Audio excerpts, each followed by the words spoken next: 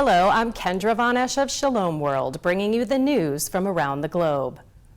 The abortion giant Planned Parenthood announced that it will officially withdraw from the Title X program because it refuses to follow a new Trump administration rule that requires it to segment out its abortion business from legitimate health care in order to receive the federal funding.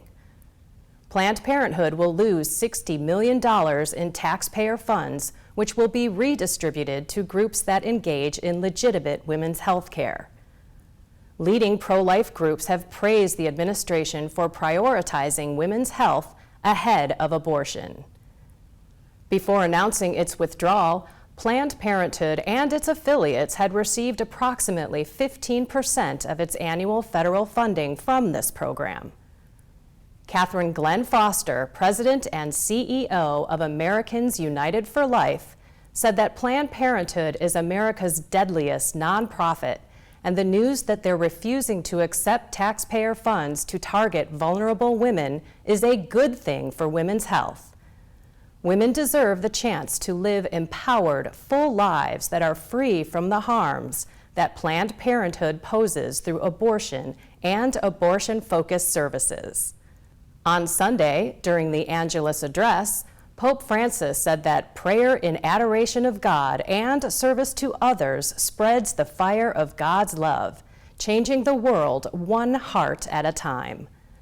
He invited every Christian to discover the beauty of prayer in adoration and to exercise it often. The Holy Father said that the gospel is a limitless fire that saves and changes the world, beginning with a change inside the heart of each person.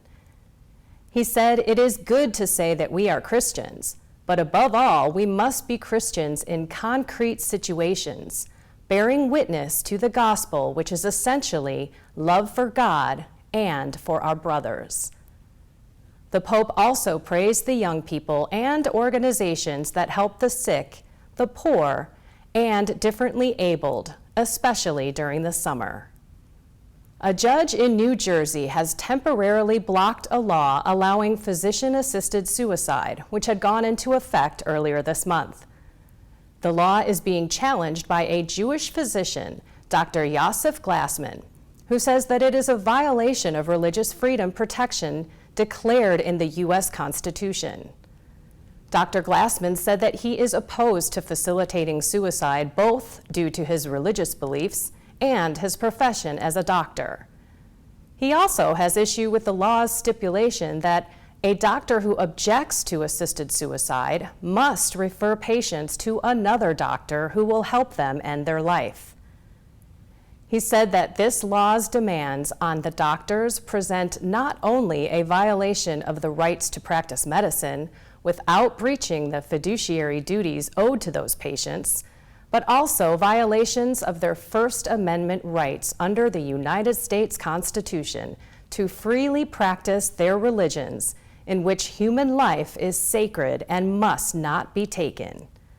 Edwin Chow, the acting president of the Hong Kong Federation of Catholic Students, said that he would like to see Catholics and other Christians take on a larger role in ongoing protests against the government's plans to allow extraditions to mainland China. He said that it is a great chance for Catholics and Protestant Christians to cooperate with each other. The Apostolic Administrator of Hong Kong, Cardinal John Tong, asked the government to eliminate the extradition law completely and for an independent inquiry into the excessive use of force by the Hong Kong police. Archbishop Joseph Ha Chi-shing has also been very active in going to the protest sites, supporting the young people and vocally supporting the protesters. Bishop Ha took part in a continuous ecumenical prayer meeting overnight after a rally outside the Legislative Council building with thousands of Christians.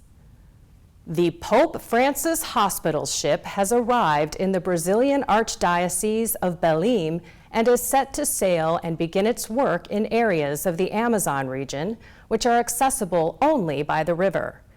It is estimated that the hospital boat will provide access to health care and religious instruction for about 70,000 people living in the Amazon. The boat is operated both by health professionals and religious missionaries. It offers clinical assistance, has a surgical center, a laboratory, nursery beds, and is equipped to perform vaccination campaigns and clinical tests. This original idea of a hospital ship came up in a meeting between Pope Francis and the Brazilian friars in 2013. The Hospital Boat Pope Francis project also received support from government authorities. Thank you for watching and for your support. Stay in touch on social media, our app, and online at shalomworld.org. May you walk in the light of the Lord, and may peace be with you always.